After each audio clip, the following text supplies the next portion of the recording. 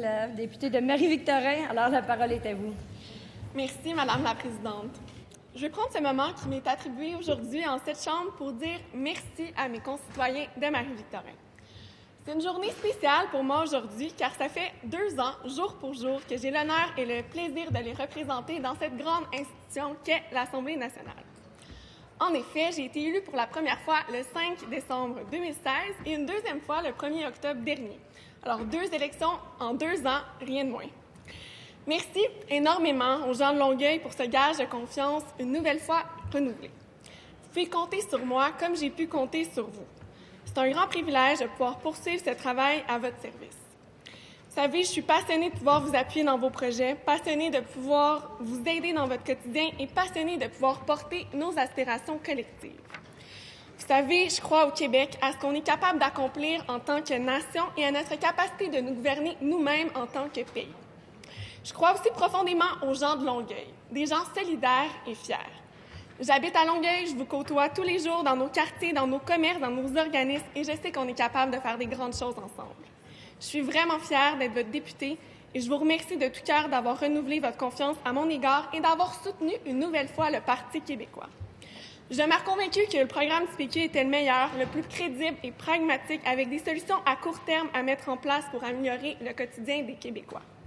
Mais n'ayez crainte, on sera là pour garder le fort, pour s'assurer que les décisions qui sont prises à l'Assemblée nationale servent l'intérêt public.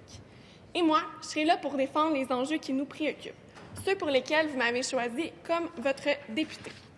Je veux qu'on puisse améliorer notre qualité de vie, notamment en améliorant l'offre de transport en commun. On a plusieurs projets qui sont sur la table à Longueuil. Ça fait 50 ans qu'on attend pour le prolongement de la ligne jaune du métro. Donc, peu importe avec quels moyens on va réussir à le faire, ça viendrait répondre à des besoins qui sont urgents pour la mobilité de mes concitoyens de Marie-Victorin. Il y a également, évidemment, le projet de tramway sur le boulevard Taschereau. C'est essentiel de faire ce projet-là de façon prioritaire, considérant l'arrivée du REM à Brossard. Il est complètement illogique de ne pas avoir une connexion entre le REM et le métro Longueuil. C'est pourquoi je compte aussi sur les députés du côté du gouvernement qui sont dans la région de Longueuil pour mettre de l'emphase sur ce projet fort important. Je veux également qu'on puisse désenclaver nos quartiers. C'est pourquoi, dans la plateforme que j'ai défendue, celle que vous avez appuyée, je faisais la promotion de la construction de l'échangeur Lafayette qui permettrait à tous les citoyens qui habitent dans le secteur du métro Longueuil de ne pas avoir à emprunter les mêmes voies de circulation que ceux qui se rendent sur le pont Jacques-Cartier parce qu'on sait que ça crée d'immenses bouchons de circulation qui sont complètement inutiles. Et puisque la ville de Longueuil veut développer ce secteur du centre-ville, il faut absolument qu'on puisse mettre les efforts nécessaires pour vraiment venir changer la circulation à cet endroit. Je vais également mettre de l'avant la question de l'échangeur Elna-Maricourt parce que le quartier Saint-Robert est complètement enclavé actuellement dans Marie-Victorin, tout comme le sont certains quartiers de l'arrondissement de Saint-Hubert. Alors, encore une fois, j'en appelle aux députés, notamment députés de la Porte, députés de Vachon, pour qu'on puisse s'unir dans ce dossier-là pour que tous nos concitoyens puissent en bénéficier. Bien sûr, il y a un dossier également qui me préoccupe énormément dans la circonscription de Marie-Victorin et c'est le dossier de la lutte à la pauvreté. On n'a pas beaucoup entendu parler la CAQ de ce sujet lors de la dernière campagne, mais moi, je veux vraiment qu'on puisse laisser une chance aux coureurs. J'espère qu'ils arriveront avec des projets concrets, notamment pour la construction de nouveaux logements sociaux au Québec. On sait que c'est un besoin vraiment criant. C'est à la base des déterminants là, de la condition sociale et économique aussi des individus. C'est pourquoi c'est tellement urgent d'agir. Simplement, à Longueuil, il y a 2000 personnes qui sont sur les listes d'attente et un bon nombre d'entre eux sont dans la circonscription de Marie-Victorin. Alors, vous allez m'entendre à ce sujet. Quatrièmement, il faut absolument qu'on puisse améliorer l'accès aux soins de santé. Sur la Rive-Sud, l'hôpital Pierre-Boucher, l'hôpital Charlemagne qui sont empruntés par les citoyens de Longueuil sont complètement congestionnés. Il faut qu'on puisse revoir nos pratiques, donner plus de pouvoir aux autres professionnels de la santé, cesser le tout aux médecins et commencer à développer, par exemple, des projets de cliniques d'infirmières. Je souhaite qu'on puisse en avoir une dans la circonscription de Marie-Victorin. Finalement, rendre nos écoles publiques plus stimulantes. Ça passe par plus de professionnels dans nos écoles pour venir appuyer la lourde tâche des enseignants.